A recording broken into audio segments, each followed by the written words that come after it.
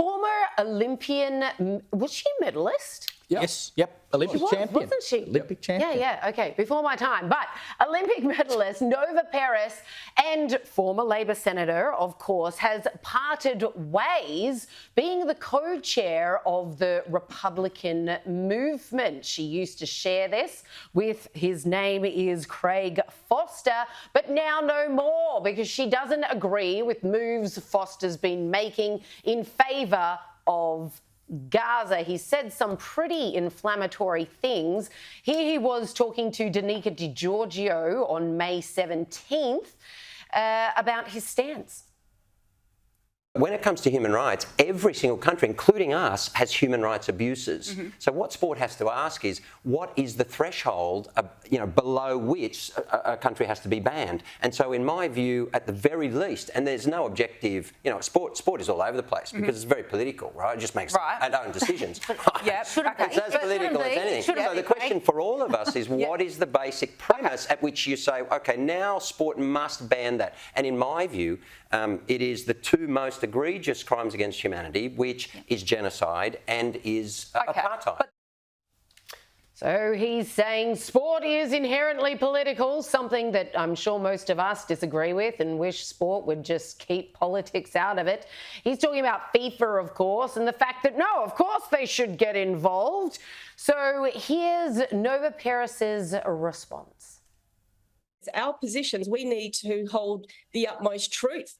If we are to unite this country to have gone to a referendum for us to become a republic, and I was quite disappointed with his commentary and his reference to mass slaughter of innocent Palestinians. We should be upholding truth, and we should be upholding objective dialogue rather than smear tactics and inaccurate language around genocide and apartheid. I love the Republican movement. I would always support them and I'll continue to support them, but I just had to draw a line in the sand and remove myself from, Craig also being applauded by Nasser Mashini, who is congratulating Craig along the way, and the other.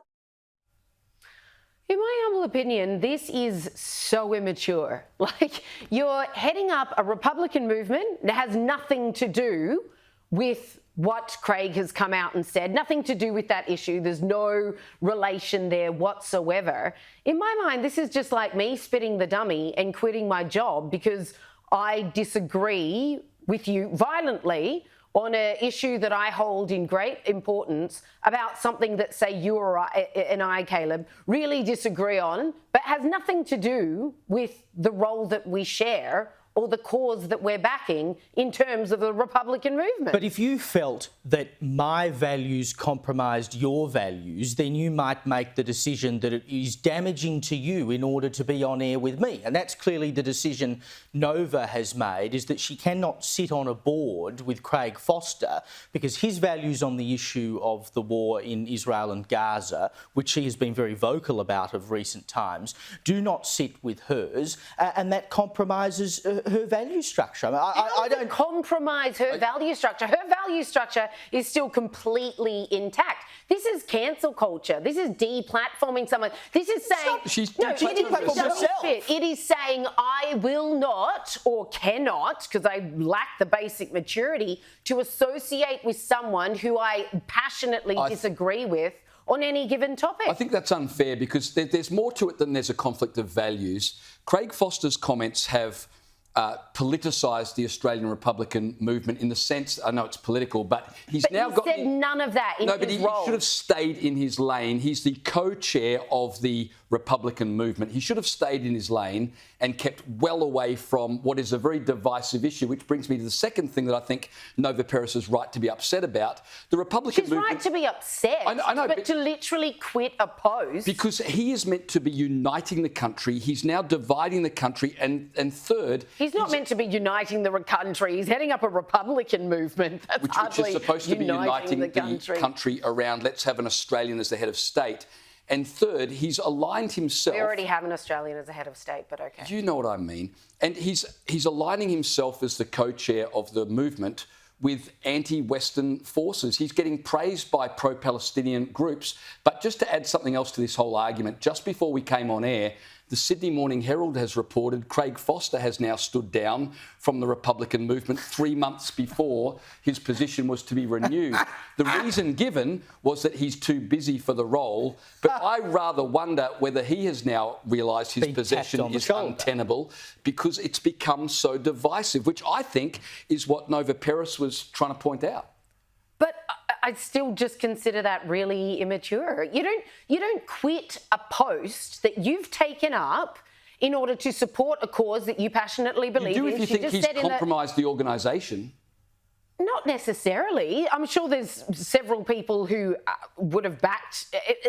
We've got people in our government who agree with every word that he's said. We've got thousands of people in this country, unfortunately, who also share his views. So is it divisive? Yes, but it's just as divisive to take either side in this fight nowadays.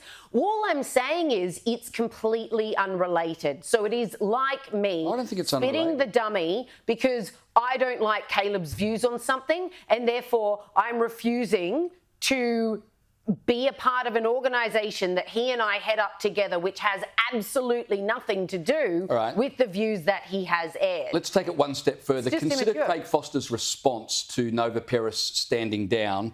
He said, for reasons that are her own, she has decided that Australians should not be talking about the devastating human rights impacts of the conflict in Gaza. That's a little passive-aggressive and a massive misrepresentation of her position. She hasn't said we shouldn't talk about it. She's just said Israel are not committing genocide or apartheid, as you have claimed. And then he says, be kind to her. We can all change our views and evolve in our understanding. If that's his response, it makes you just wonder what else has been going on behind the scenes in terms of the relationship. She's just chosen not to associate with him anymore, which is well within her rights. And given, as you said, that he has now decided to step down as the head of the AR or the co-chair of the ARM, you wonder whether he was tapped on the shoulder by others as well. Because, of course, what you say outside of that organisation or any other organisation does have a bearing on your position there. I mean, I am here as an employee of Sky News.